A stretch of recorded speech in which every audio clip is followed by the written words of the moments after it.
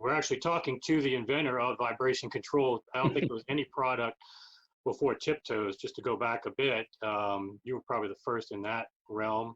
And obviously in some of these other realms, just modding gear in general, you were one of the first to do that. And that's how I got introduced to you. Although, just to refresh everybody's memory, you had a company that sold retail products through a dealer network, your DNA amps, and they were highly regarded on Stereophile and really built a good reputation of having one of the most reasonable priced, high ranking Stereophile amplifiers at the time. And that got you a lot of acclaim. And there's a lot of those amplifiers out there now still to this day, and you'd still be well off just using it in its stock form. But you're doing, and you have done since, I guess you sold McCormack to Conrad Johnson, a lot of mods on those. And that's how I have developed a relationship over the years with Steve. And maybe we could talk a little bit about that as well.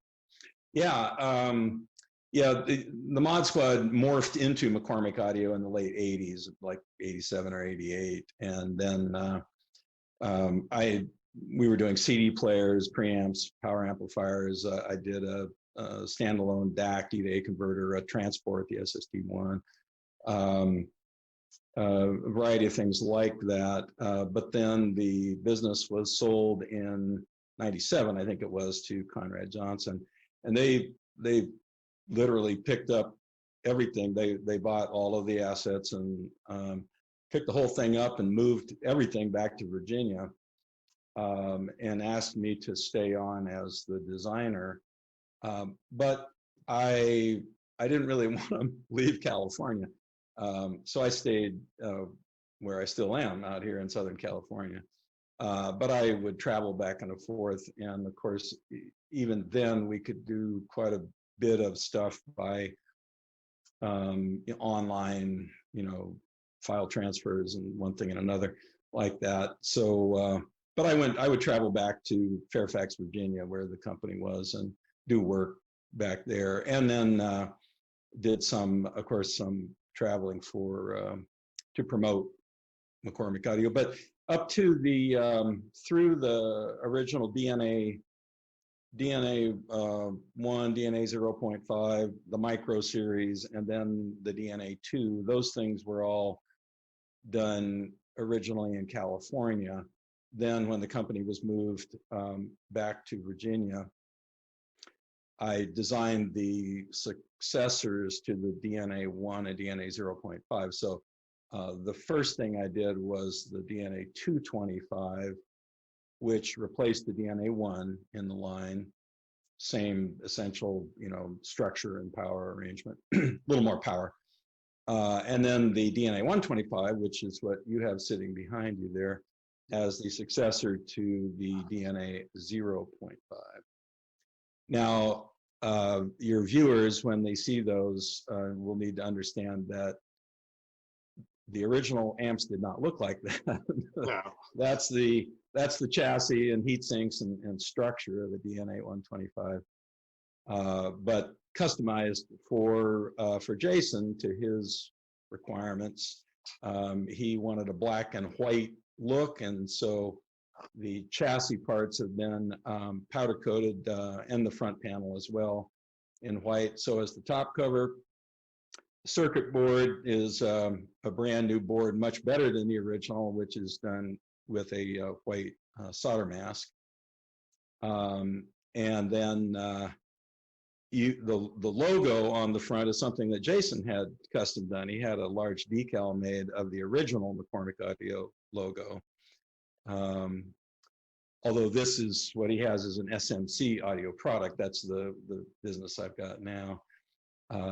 And so that amplifier, now that's one of a pair of monoblocks. Right, the other one's in the back. So. Yeah, and that amplifier will easily deliver 400 watts continuous into 8 ohms, and will pretty nearly double that into 4 ohms, and it'll drive a 2 ohm load without any problem.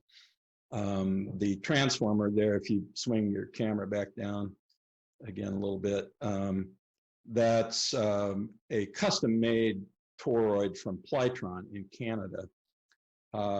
which I I have to add, I'm sorry to say, they have now changed their business model. Plytron no longer deals with small companies like my own. I can't afford to buy 100 of those at a time, and so I no longer have access to those parts that I designed for these projects, which is unfortunate. I'm sorry to see that change.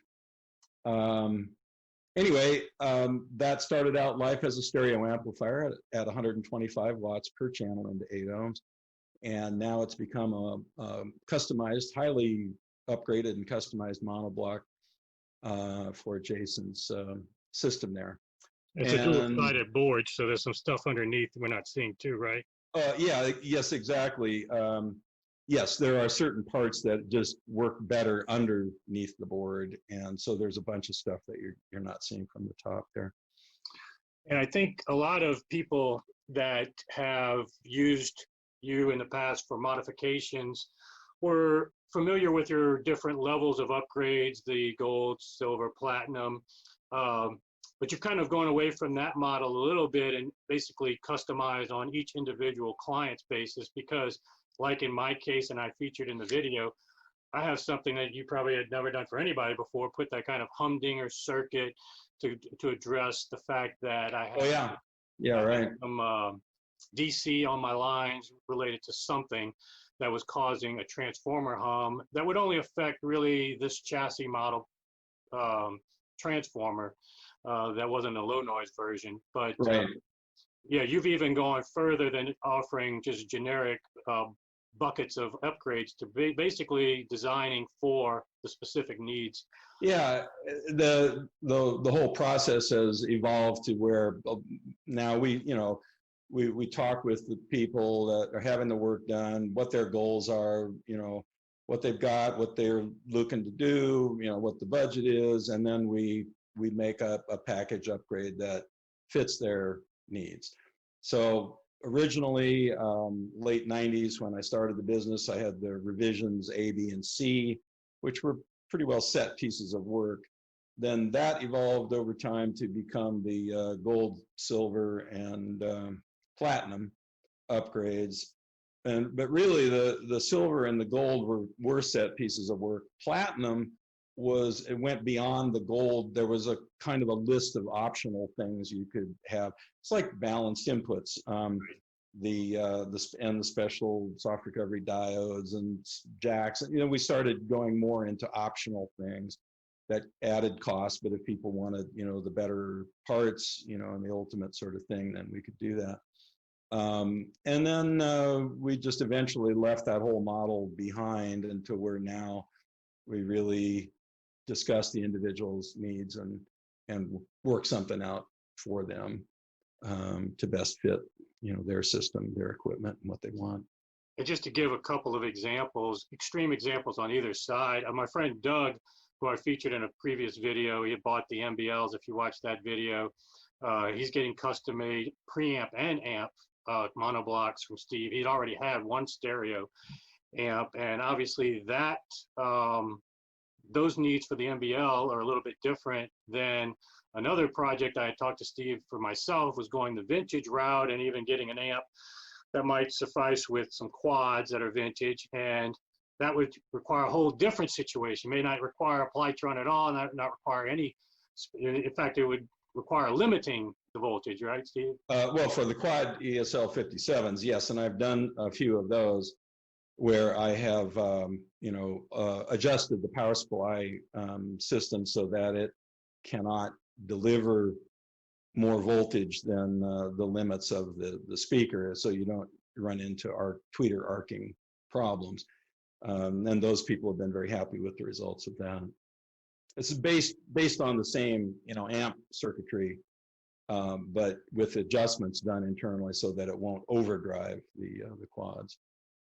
Yeah, so that's what I can't emphasize enough, and why I've spent so much of my money over the years, money well spent on Steve and his modifications, because I just find this a more high-end experience to me, that I have something customized to my needs. I mean, it's great to have a fancy chassis that comes off an assembly line and got a big price tag. That's nice, and this pride of ownership in a lot of pieces out there today. But to me, this experience is what I find part of the high end, and something that Steve is, I guess, he likes dealing as well. I'll let you speak to Yeah. that. I know that we've talked about you like dealing directly with the customer.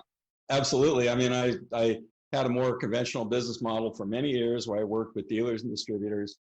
And now I almost exclusively work with the people who are using the equipment, the people I'm doing these upgrades for. And I much prefer that. I enjoy, working with people like yourselves and coming up with something that's going to, suit their needs and keep them enjoying their music for a long time to come.